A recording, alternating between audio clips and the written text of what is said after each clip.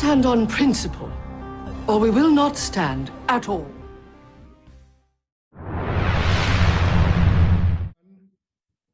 Hello, everyone. This is another episode of Principal Discord. This time, we welcome Juliette-Marie Somerset. Juliette, thank you very much for being here. So Juliette is the founder of Somerset Capital, amongst other things. Maybe tell us a little bit more about yourself and the other activities you're also involved in, the things you're focusing on at the moment. Thank you, Thierry. As you said, I'm Juliette-Marie, French Juliette-Marie, and I'm here in Silicon Valley, where I have lived and worked for the past 18 years. I started my career on Wall Street in New York City as an investment banker for Credit Suisse, and that was quite a successful career. I left Credit Suisse to start my own investment company in New York City. And so I have a strong investment background.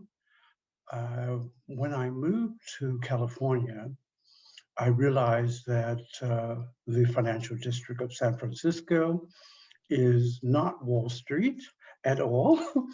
So I had a career pivot. I thought, here I am in Silicon Valley, the San Francisco Bay Area, the hub of innovation and tech. And I use my investment and business expertise to launch a company, Somerset Capital, which focuses on three things: advising early stage entrepreneurs, mentoring early stage entrepreneurs, and investing.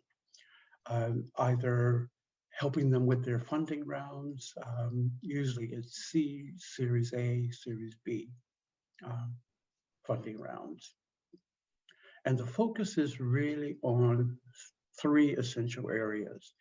The first is the blockchain technology space with crypto and the blockchain technology and fintech, of course. The third is machine learning, robotics. And the final area for focus is social impact. And when I say social impact, it's not nonprofits, it's companies that are tech companies, but the solutions and the platforms they're building will impact 1 billion people or more. And if a startup, Thierry, is having an impact on over 1 billion people, it's likely building a unicorn. Yeah, sure. So what are your top 3 professional goals of 2021, end of it to 2022, I would say? Well, for the top 3 goals of this year was, number 1, rebounding after the pandemic, the global pandemic. So a lot of 2021 was rebounding, recalibrating. And that's one, and I feel I'm on track with that goal. The second goal was to get engaged with the social impact community in Stockholm. We launched our first social impact accelerator at the Norsken Foundation, which is a foundation. It's a VC fund, and it's also an accelerator program for global entrepreneurs. That was this summer. Great success. 20 of the most amazing tech founders. And the third is with CV Labs in Zug, in Crypto Valley. Last year, we had hopes of bringing in a batch of blockchain technology entrepreneurs. And because of the pandemic, that was postponed. But in a way, it was a good postponement because it allowed us to put together an even stronger, better, and more impactful program for these blockchain entrepreneurs. And let's see, later this week, we launched that batch 3. Mhm. And I'm very excited about mentoring and helping to support these global blockchain technology entrepreneurs in Crypto Valley. So what do you see for next year, 2022? Next year for 2022, I see a lot of activity happening around cryptocurrencies and the crypto space. Mm. I think what happened in 2021 with Coinbase having its IPO earlier this year, all of a sudden, the whole view about um, Bitcoins and that crypto was just radically changed. Uh, I remember about 7 years ago here in Silicon Valley and the Bay Area, you couldn't say the word Bitcoin, crypto, Ethereum. You had to whisper it because it was like, you can't say that. And I remember my partner and I, 5 years ago, we bought a house with Bitcoin. Okay. Yes, 5 years ago. And now if you go into San Francisco, shops are accepting Bitcoins. Yeah. And you know, instead of walking around with currency, we all have Bitcoin, you know, cards and digital assets. Yeah, it became kind of like already year after year, kind of like a family reunion type of topic. You know, Yeah. everybody's trying to get to it. So I think Bitcoin really had become mainstream, but I think from an investment banking perspective, like you said, it's no longer a joke, right? Even though there's still some jokes like Dogecoin, et cetera, Yes. but it's not no longer a joke because they see the opportunity there as some saw it earlier than others Mm, as kind of like the internet type of revolution of the future of the 10 in 10 years the 10 future companies will use the internet. In 10 years the top 10 companies will be using Bitcoin or blockchain, at the very least, a smart right. contract technology. I think AI is very similar to that as well. A lot of people are thinking about that. So you know, it's interesting to see this evolution. But for people who are trying to get to you know, navigate the investment side from a professional perspective on the sectors that you're looking at, what are the challenges that you face, but also the challenges that you think are the most important for your activity in general, for those who are trying to break into what you do? What I do in terms of venture capital Yeah. and some of the challenges are, when we talk about challenges, we have to talk about them in terms of women in Okay. venture capital, women as investors, and women as entrepreneurs. That's the space that I inhabit. And I think the challenge is just simply moving that needle, getting more funding and venture capital to female entrepreneurs. And we have to see more females in venture capital writing checks. Here in Silicon Valley, gosh, maybe 4 or 5 years ago, all of a sudden we started seeing a wave of women being promoted to general partners. Yeah. And you know, living here 18 years, I thought, gosh, this is great that it's happening, but I was surprised that it was happening so late. But now you can see some of the major investors here in Silicon Valley they're women, and they are helping to diversify the portfolios, and they're showing the VC community that yes, give women the leadership in those VC firms, and trust us to make good business investment choices and decisions. So I saw that you were pretty involved in impact, and this is also why I really wanted to have you on the show and speak to you, because you know, following through what you're saying, I think a lot of it comes from encouragement of the people who see that you can make it. Okay, a lot of it, you know, just the typical idea that whenever you see somebody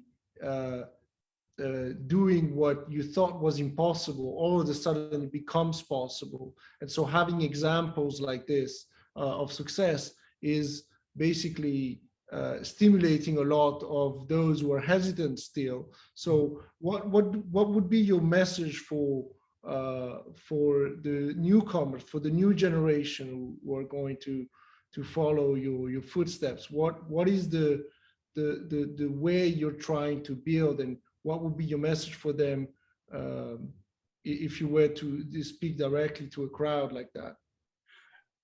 My message, Thierry, to women in technology, or women in venture capital, or social impact entrepreneurs around the world would be, there's always room for trailblazers, you know. Yeah. And this is what I love about tech and innovation. Tech and innovation welcomes trailblazers. It you know, if we didn't have people like that, our lives wouldn't be impacted as they are. You know, I think of Steve Jobs. Gosh, did he revolutionize tech? And I even think of Elon Musk. You know, a great innovator, a great visionary, and having an enormous impact on the world. So my message would be to the younger generations of people, the new generation, the next generation, be a trailblazer. Mm. Yeah, I mean, you spoke about Steve Jobs and Elon Musk. I think those are people who literally come up saying there is no dream that's bigger, that's too big. You know, there's absolutely nothing you cannot imagine, like sending a car to the space or anything you can think of, you can basically make. And I think this is one aspect when I think of Elon Musk that I really like. When I think of Steve Jobs, it's more about, you don't have to know how the machine works. You have to start with design and really look at how you can solve the problems for people from a practical perspective. They don't want to know how it works. They want to know how to use it. And it has to be as intuitive as possible. Mm-hmm. So I think, you know, a lot of the people who are going to listen to us right now, like they probably are looking at a future that doesn't always look very bright. Okay, I graduated in 2009. It was the financial crisis, and what I wanted to become is a trader. So it was horrible time for me to start my career. Right. And I see I have a lot of empathy to the people who are graduating right now, because they are graduating in the middle of a pandemic, and it doesn't seem like they see a lot of encouragement out there. Even some of the startup ideas that I'm listening to, they kind of pandemic focus. It's almost like you have the Stockholm syndrome, where you're like, well, the pandemic is happening, let's take advantage of it. But you're still kind of focused on that. At some point, the world is gonna come back to life again. And then those who will be there to absorb that energy, I would say, will be the ones lasting long. A lot of booms and busts in crypto that are happening very fast. Yes. A lot of, let's say, even in 2003, when you see the tech bubble that comes down, and then, you know, those who lasted longer than, you know, 2000 to 2003, those we have a we have the lights coming off. You see, there is always light after the darkness, right? Right. So, You have to talk with your hands. that's right. So, but the thing is, just like we see, there is moments of darkness, there will be moments of light. And those who are there to grasp the light, they'll be able to take advantage of it. So, you know, I have a lot of empathy to these people who are coming up now. And it's also a good opportunity, wherever you're coming from, in what stage in life you are, to kind of question yourself again. Okay, what am I going to do next? And there's a lot of frustration in people that, when channeled positively, really, I have the impression there's a lot of entrepreneurship out there, of people being fed up of a system that is not necessarily structured the way they want to, and they want to give it a shot. And I think, in a way, that could be a positive. You're involved in impact, so essentially you're looking at the areas where the investment, where the entrepreneurial activities are the best bang for the buck, I would say. Mm-hmm. So even from an economic standpoint, I see that this makes sense, right? So what are the areas that you really like at the moment, that you think are going to be, you know, leading the way and demonstrating that what was considered as somewhat charity before actually makes business sense? Well, I think the area that's really exciting is the sustainability, clean tech, climate, you know, climate action, technology, and solution. Last night there was the Earthshot Prize Award, which was launched by Prince William in the UK, and I was watching the ceremony and the awards. And David Attenborough spoke very eloquently about social impact and the technology around saving the earth. And to carry on with your theme of the light, he spoke about the light, and he said, these social impact companies in clean tech, and sustainability space, they are an optimism, you know, an optimism that brings light to saving planet Earth. And, you know, if companies are coming up with solutions for clean water, clean, you know, clean air, if they're coming up with social impact solutions that make sure wherever you are in the world, you can have access to blood. You know, I worked with social impact companies this past summer in August. When I first met the founder, you know, Harvard trained medical PhD, MD doctor, and he built this global blood solution on demand. And we worked together for 8 weeks. In the beginning of the 8 weeks, he never thought that he was building a company that would have a global impact. He thought, oh, my blood on demand will help people in sub-Saharan Africa. And I said, no, Dennis. We even have a blood shortage here in America. People have blood shortages all over the world. And you've come up with a solution so that no one can be without blood. I said, how phenomenal is that? Yeah. Yeah, I mean, you make me think of two things. One is a positive thing, one is somewhat of a negative, funny thing. The positive thing is that, you know, a lot of people who are not in the entrepreneurial business tend to think that sometimes business is kind of diabolized, or that it's all about profit, and that's all that matters, and kind of like the Wall Street, you know, 1980s type of culture.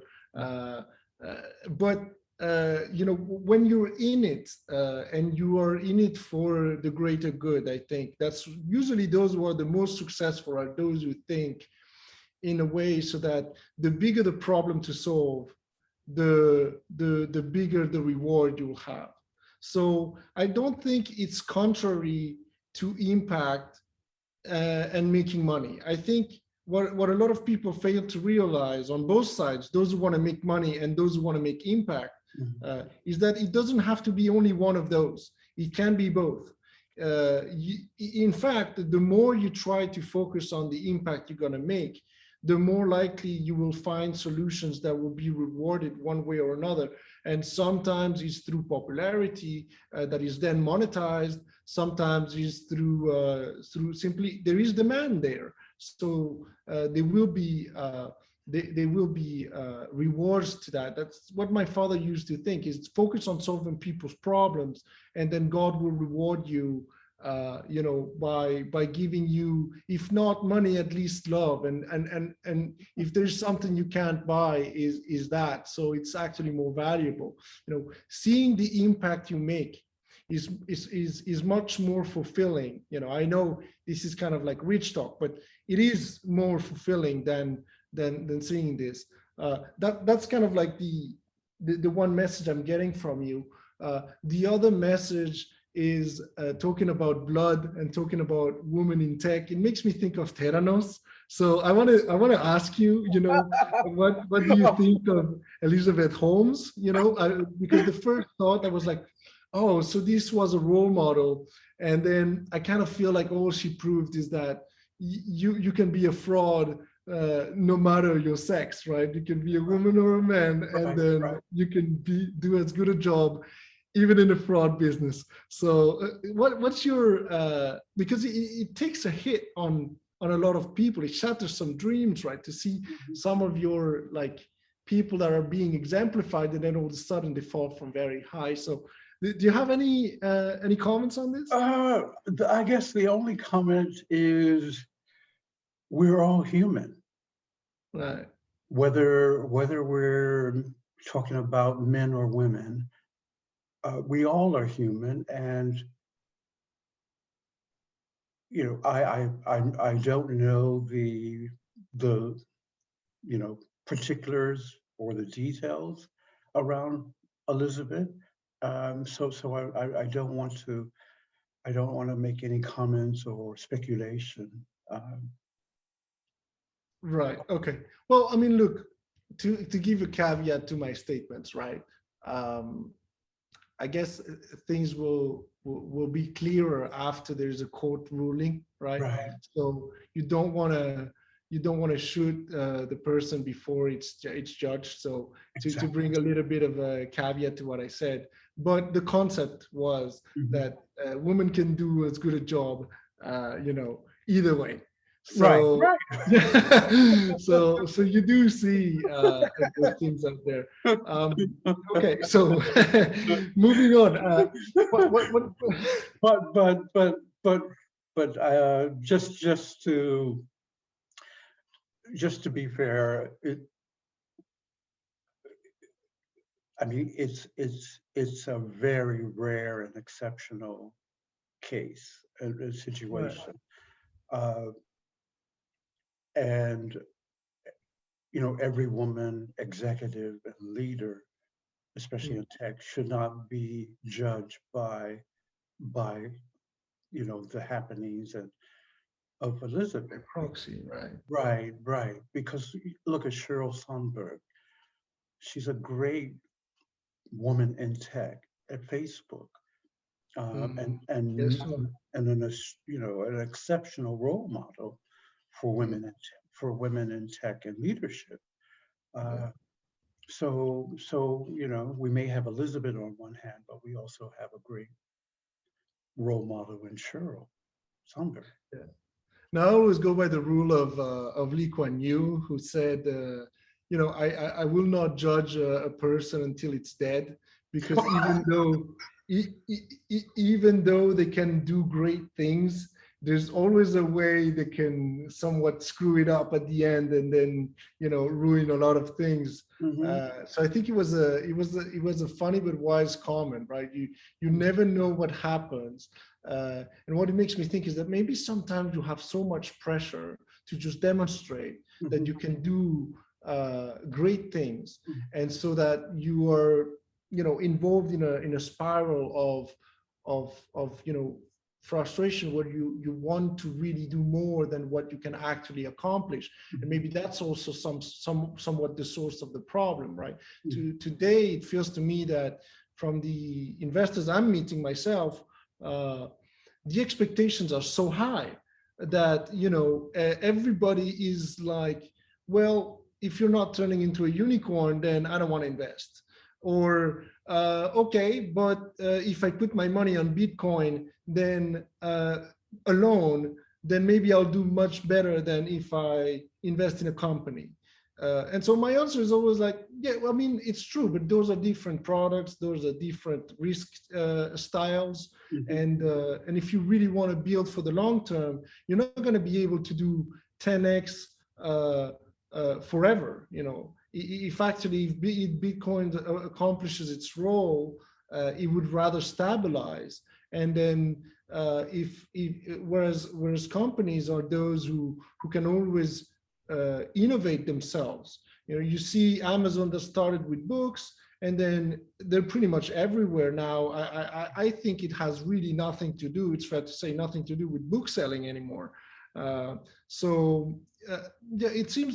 it seems like expectations always also can push people to wrongdoing. What do you think is the environment today regarding expectations, regarding valuations? Do you see some sort of reasonable thinkers out there, or people that you yourself follow, or that principles that you follow? Well, I'll speak about the valuation and then principles. With the valuation, the way we value tech here in Silicon Valley, San Francisco Bay Area, is not like tech is valued in Europe, or tech is valued in the Asian region, or in the Latin and Central America regions. So we set a very high standard and bar for these valuations, and sometimes I have a little bit of a giggle, because people are leaving Silicon Valley and San Francisco Bay because they feel that it's too expensive, and so they go to Austin, they go to Chicago, they go to Boston or New York, or now some are even going to Miami. But Thierry, they will not be able to recreate what we have here in Silicon Valley or San Francisco Bay Area, and so that's why the valuation is a challenge for entrepreneurs, because I say, if I'm working with entrepreneurs in Europe, and they may raise pre-seed and seed in Europe, and then they say, oh, but I really want to go for the gold ring. I want to go, I want to be in San Francisco or wherever, Silicon Valley. And it's always a shock to them to discover that they've been undervalued. Yeah. Yeah, no, that's true. I mean, look, what you say is very true. It's always this cloud type of phenomena that whenever you see tech growing in one place, then it becomes Silicon Valley. That's pretty much the template that Zug is trying to follow with the crypto valley, right? Trying to Yes. really clout the companies in that city in order to create that new crypto valley, the Silicon Valley 2.0. But I'm trying to challenge this idea too, because I think the nature of the business of blockchain and DLT is a lot about decentralization. So it's somewhat also about being everywhere and anywhere. And then I think the pandemic has accentuated that phenomena of, it doesn't matter where you are, you can communicate like we're doing right now. And you can essentially have a decentralized team, a decentralized fundraising, a decentralized production, and depending on your business, so what do you think is the future? Do you think there is, I also think there is no substitute for meeting in in person to person, right? There's definitely no, at some point, if it gets serious, you need to meet in person, and there's some things that you can say in person or communicate in person that you cannot over the web like this. But do you think like we're radically changing the way we work? Do you think it will go back to being in the same place in this physical cloud system? Or do you think there's going to be a decentralized cloud system with kind of like, groups, but basically meeting on boards or on different, social clouds, like different websites and things like that? Do you think, what do you think the future is going to look like? I think the future of work has been radically changed with the COVID pandemic. Before, people were so comfortable in offices and, sort of working in person, as teams. But the past 18 or 20 months have taught everyone that we actually can be very productive doing remote work, working remotely, and we can create dynamic teams that are performing, at a very high level remotely and in the cloud. And I see this trend accelerating. I don't see us going back to pre-COVID days at all. You know what? I'm from Mexico, so I was thinking about opening an office in Tulum and then just staying there, because if that's what's going to happen, right? I think we probably will merge to the beach, and everybody's going to be working by the beach or the mountain, whatever you prefer, right? And the cities are going to be completely empty, because who wants to live in a city? When you talk to other people, they all want to be on vacation. So why not being on vacation and work as well? So this is something I'm really thinking about. So strangely, I think my vision is that we probably will go back to person, but probably by the beach, right? So we will all be working on our little computers, and then by night we're gonna do some bonfire and singing Kumbaya, around the fire. So I think that's what I would like to see, because really it's kind of sad. Like the last year and a half has been a big shock for the mental state of a lot of people. I call it the honk world or clown world, because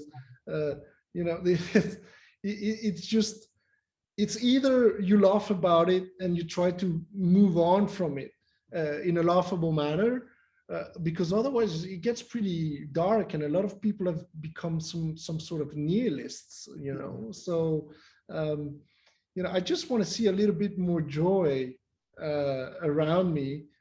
The positive side is like this time, I get to see and meet people overseas. I like the concept of virtual coffee. You're just literally having a coffee, but you're just across the screen. So no, it's really good to have you with us. I really appreciate this. Can we just like follow through on the different principles, and if you can go personally about what really are the principles that help you throughout your life, throughout what you're doing now, that you would like to share? Yes, yes. What came to mind when you brought up the topic of Elizabeth, um, and I thought about, I've been a professional, gosh, now for over 40 years, and what has guided me through the 40 years, the past 40 years, has really been this sense of authenticity. When companies will say, "What's your North Star?" and and then the founders will say, "This is our North Star, and we're building a company on this culture." And I've built my entire career and life on authenticity, Mm. and I think that's for me, that is the best principle you can have, because you show up in your professional life as the best person you are. You show up in your personal and private life as the best person you are. So my guiding principle throughout the past 40 years as a professional, and hopefully the future years, is to really be Juliette-Marie as her most authentic self. Mm. Yeah, and kind of polish that to the next level every day, right? Because Right. I think you nailed it on the head, where when it comes to finding yourself is probably the first step to really going out and finding others. Uh, I have the same principle, and I can verify it. And it's funny because a lot of people say, "Well, look, we always try to get in a role and pretend." So, and it's true in the work environment, but it's also in the dating life. You're starting dating and you try to be this somebody else, but it never works when you force things. The better approach is to say, look, I'm riddled with defaults, okay, and defects, right? But at least I am myself and I'm not pretending. Right. And then this is how I met my wife. It's always when you don't look, when you just relax and then be yourself Right. and try to really find, like, at the end of the day, we subconsciously know like what we want. So it's not about forcing things, but rather finding who you are, accepting it, and then try to be better towards that way of expressing yourself. Mhm. And then eventually you find the right one. I think this also helps in the business world and in entrepreneurship, because a lot of people want to quit their jobs to start their own business. And from far it looks like okay, so I'm just going to start my own business. But in reality, you better love what you do, because you are going to have sleepless nights.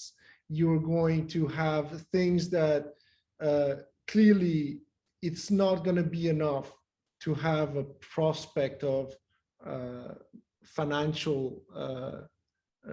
reward, because if that's the only thing, it's not going to work out. It's got to be something that if you weren't paid for it, you would still do it. And that's kind of like the benchmark whenever people ask me, like, okay, what, I have this business idea. The first thing I say is, look, imagine you will not be paid for it for the next 5 years. Mhm. Would you still do it? Because you would enjoy the hustle, you will enjoy the ride, and you even if you're not getting paid, you would feel like you fulfilled your life better than if you were in a cubicle.